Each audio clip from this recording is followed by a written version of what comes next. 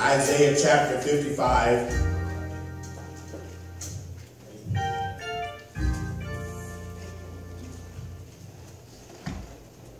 Beginning at verse 8. Beginning at verse 6.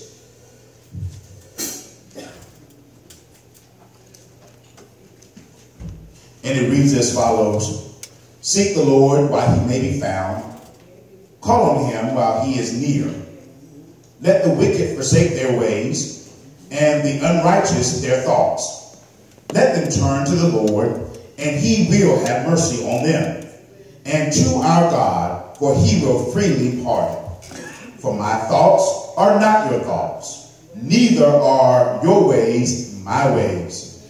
As the heavens are higher than the earth, so are my ways higher than your ways, and my thoughts than your thoughts. As the rain and the snow come down from heaven, and do not return to it without watering the earth and making it bud and flourish, so that it yields seed for the sower and bread for the eater, so is my word that goes out from my mouth. It will not return to me empty, but will accomplish what I desire and achieve the purpose for which I sent it. Pray with me if you will. For the time that is ours to share, I want to preach from the subject, God has a way. God has a way. As you remember, on the last time that we gathered together on the first Sunday, we talked and we looked at a particular text from the book of Jeremiah. And we talked about the fact that God has a plan for our lives. That God, when he created us to fulfill a purpose. Purpose is that thing that gives us definition. Just as you would say, well, what is a car? And one of the best ways to define what a car is to state what a car does. A car is something that takes you from point A to point B. Well, when we think about our definition as human beings, individually or collectively, it speaks to the purpose that God has for us. Why do I say the purpose that God has for us? Because the purpose can only be defined by the Creator. The purpose can only be defined by the creator of the item or the thing or the person. Since we as believers know that God is the giver and the creator of all life and of all humanity, it is important for us to know that God has a plan for our lives. God has a purpose for our lives. And because God has a purpose and a plan for our lives, we must know for ourselves the purpose and plan that God has for us. Isn't it a sad thing to have lived your life or to have lived a life and not know what you are placed on this earth to do? Regardless of what somebody might have told you in the past, that God does not make any junk and God does not make any mistakes. Anything that God creates, he creates it with a purpose. Anything that God creates, he creates it as part of God's master plan. And because God has a master plan, we are a part of God's master plan, and we must know and do the will of God concerning us. But as we look at our text for today, we find that in our attempts or lack thereof to do the will of God, we often fall astray.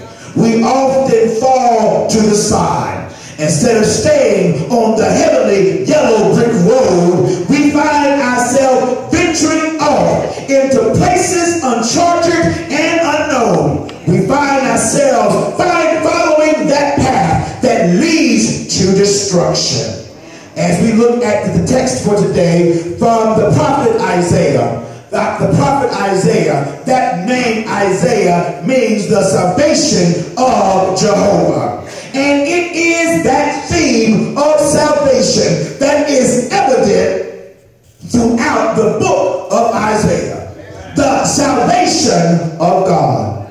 Whenever we think about that word salvation, we know that we use the term saved, but in order for something to be saved, it had to at one point be lost. In order for anybody to have been saved, it must at one point be lost. When we look at this text in Isaiah, Isaiah has the challenge of preaching and delivering God's word to, at that point, an unrepentant nation of Israel. But it is, and I can only understand and the frustration of Isaiah, because just like Jeremiah, the more he preached, it seemed as though the more the nation did what was wrong. And so because of that, God told Jeremiah to also prophesy that there would be destruction, that there would be bondage, that there would be a period of exile from this place called Israel. Let us not be mistaken, because many times we think that because we are the children of God, because we are the sons and the daughters of God, that we can do anything that we want to do, say anything that we want to say, treat people any way that we want to treat them, and then still be able to claim the benefits of having a relationship with God. Well, if you are thinking that, you are up for a good surprise. Because one of the attributes of God is that God is a holy God. Meaning because God is holy, God is without blame or without blemish. That God has a different standard than the standards that we set for ourselves. And because of that, God says he gives us the command to be holy as I am holy. And whenever we get off of the spiritual yellow brick road, then God says that I will allow your enemies to come and take over you. We must always be careful to never get so big-headed, to never become so sophisticated, to never become so educated, that we think that we are better than God, that we can make a way outside of the way of God. God says that if you think you can do it by yourself, I'll give you the chance to do it by yourself. Because just as God doesn't make any drunk, God don't bless no drunk either. Can I hit rewind and hit play again? God doesn't make any drunk, and God won't bless any mess.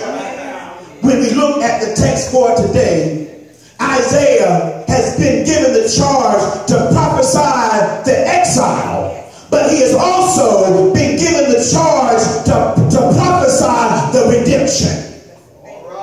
Chapters 40 through 55 of Isaiah talk specifically about the grace of God. That word called grace. The unmerited or unearned favor of God. If we have to be honest with ourselves and honest with one another, it is only by the grace of God that we are standing here today. Everything that we have ever accomplished or will ever accomplish is nothing more than a byproduct of the grace of God. Because God's grace says that I will give you not only a heavenly hookup, but I will give you an earthly hookup as well.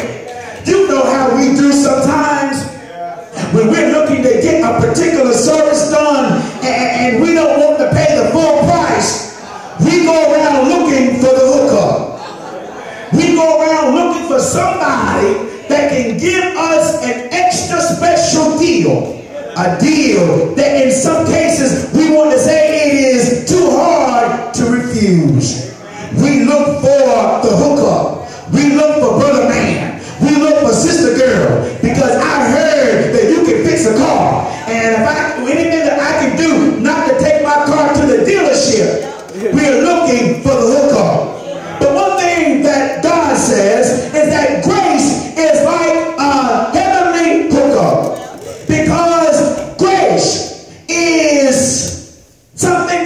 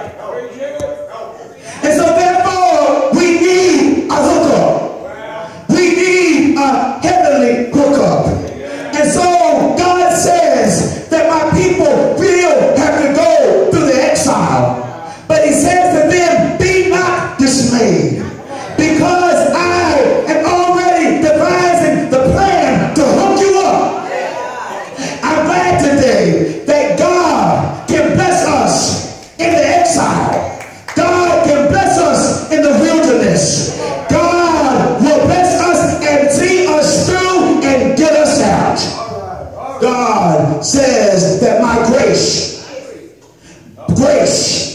is the motive and the means of servanthood.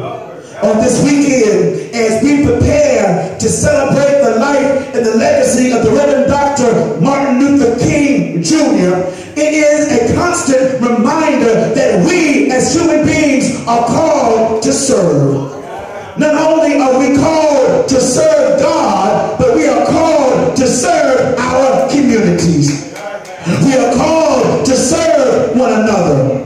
We are called to be our brothers and our sisters' keeper. Why should we serve? We serve as a byproduct of God's grace. Because God gave me something I did not deserve in the person of His only begotten Son, and He saved me, He cleaned me up. Therefore, I have a duty to turn right back around and serve God. Because we had a debt that we were unable to pay. God says, I'm going to already devise the plan to pay your debt off in full. And because He had a plan to pay our debt off in full called grace, therefore we have the responsibility to turn around and serve God. Grace is the motive and the means of servanthood. And I don't know how you feel about it, but I thank God for grace. Paul said that God's grace is sufficient. God's grace is amazing. God's grace is all of that and a bag of chips. And I wonder, is there anybody else here that can thank God for grace? Because grace saw you when you were falling down and came and picked you up. Grace saw you when you were rich, undone, no fit to live and too afraid to die. It was God's grace that cleaned you out of the habits and the addictions that you had. It was God's grace that turned us from sinners into saints. It was God's grace that took away our mess and gave us a message. It was God's grace that helped us to make it through the test of life. And now we have a testimony. Is there anybody here that can thank God for grace?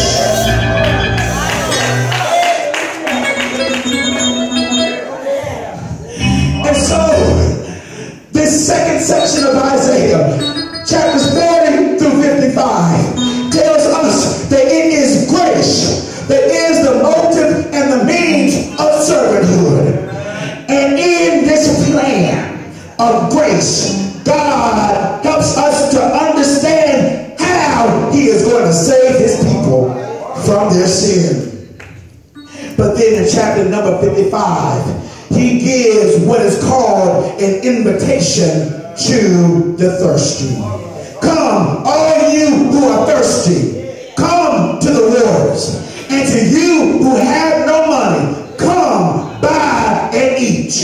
Look at what the Bible says. He says, come to God. He gives us an invitation. But remember, look at it, this invitation does not have the stipulations that we give sometimes to certain invitations. Because He says, He gives two invitations. He says, come to all of those who are thirsty. But then He says, and to all of you who have no money. He says, are you going to come, buy, and eat? That doesn't make a bit of sense. Then the church say the hook-up. Because what God says is that you come in the condition that you are. How else can a person who has no money come and buy something? How can a broke person buy anything? Notice it didn't say I was getting ready to give away. It said come and buy. So at some point there was going to be some gift.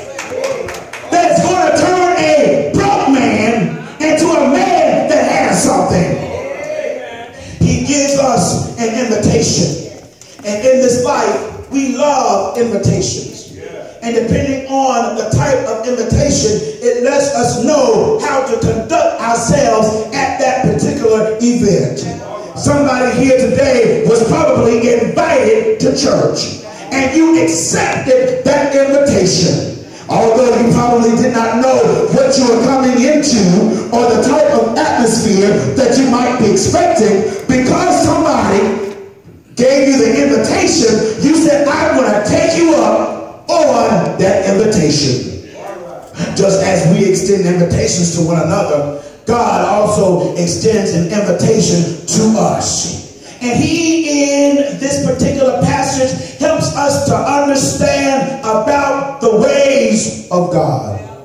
Notice, if you will, he says to us, he says, seek him while he may be found. The Bible says in the New Testament, ask and you shall receive. Seek and you will find. Knock and the door will be open unto you.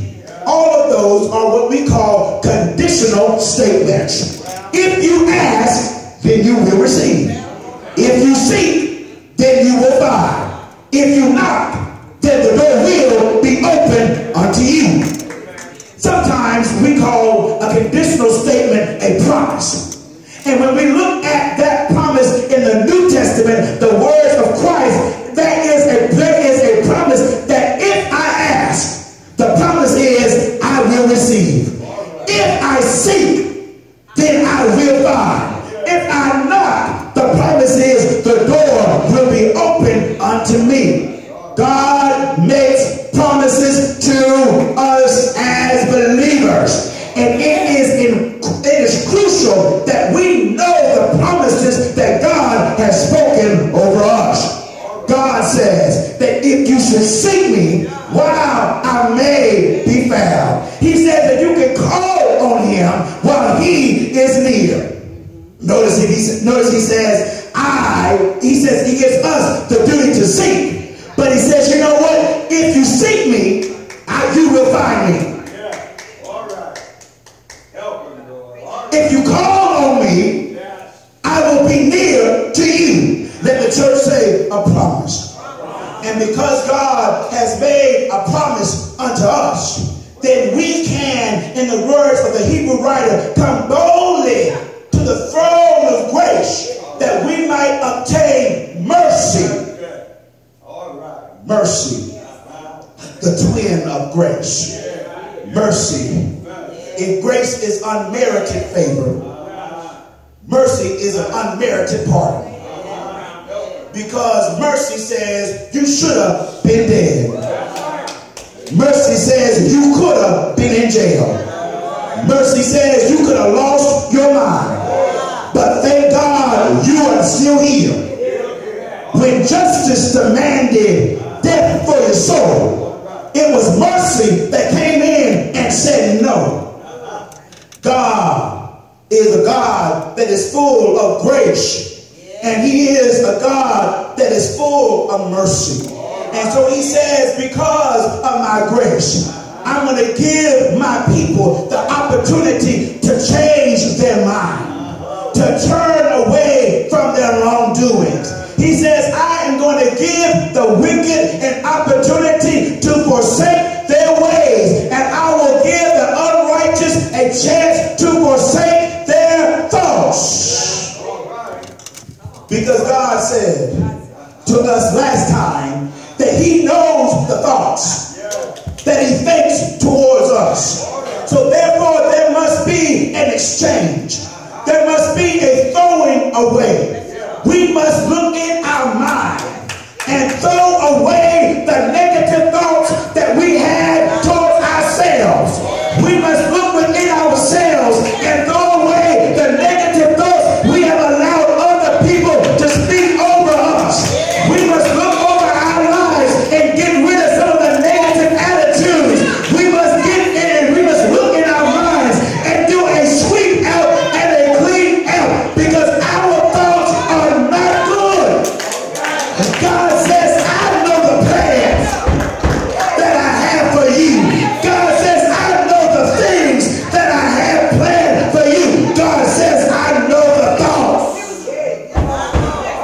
that I think towards you.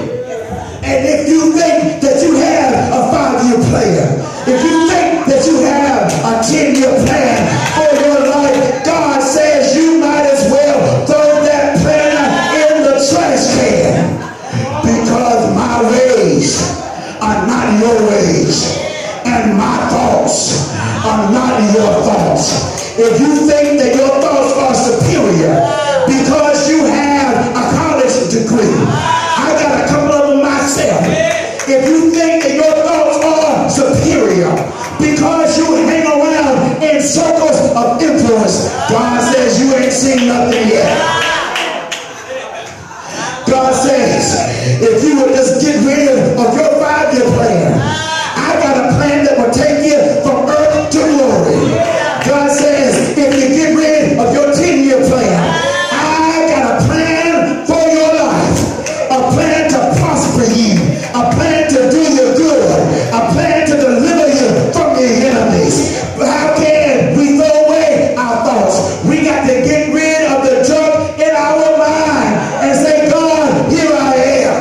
And because your thoughts are not my thoughts and your ways are not my ways, God, whatever you have in store for me, you told me to say, now unto him that is able to do exceedingly abundantly above all that I can ask or think. Is there anybody here that is looking for greater in your life? That was about 5 people, so let me preach to those 5 people. If you are looking for greater in your life, God says, I got the way, I got the plan, and all you got to do is take me at my word. Church, I'm so glad today that God says, I got a plan. God says that you can't trust in your thoughts.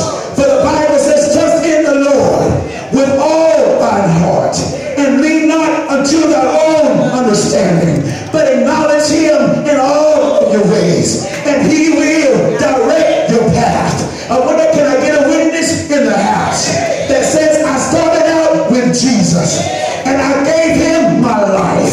I started out with Jesus, and I gave him my trust.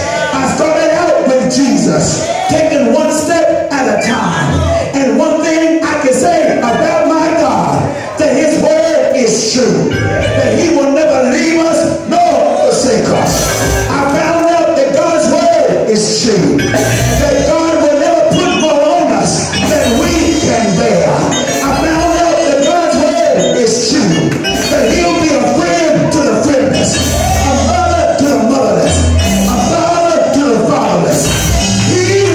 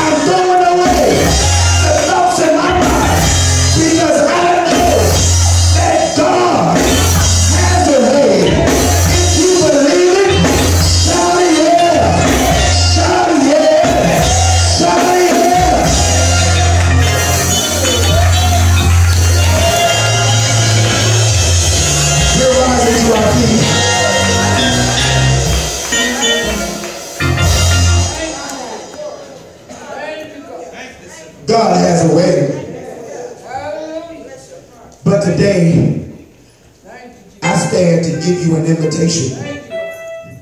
And it is actually the same invitation that Isaiah extended. Come, all of you who are thirsty. Come, all of you who don't have any money. God says, I want you just as you are. Today, if there's anyone here, and this is something you can't ask your neighbor about. Today, I want to ask you a very serious question. That if you were to die today,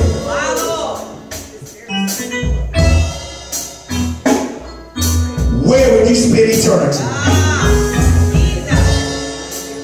I'm not trying to scare anybody, but I just want you to wake up. If you were to die today, where would you spend eternity? Heaven is a prepared place for a prepared people. I got my ticket. My bags are already packed. If God were to call me home tonight, it would be well with my soul. Today I want to ask you a personal question. Is it well with your soul? Today, if you don't have a personal relationship with a personal God, I want you to come. Today, if you're in a backslidden condition, I want you to come. God says that he's married to the backslider. God is just saying, I'm waiting for you to come back home. Today, if there be one, whosoever will, let them come as the choir gives us a selection of their choice.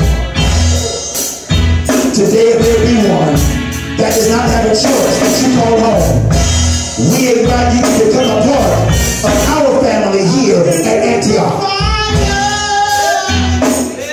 Whosoever will, let them come.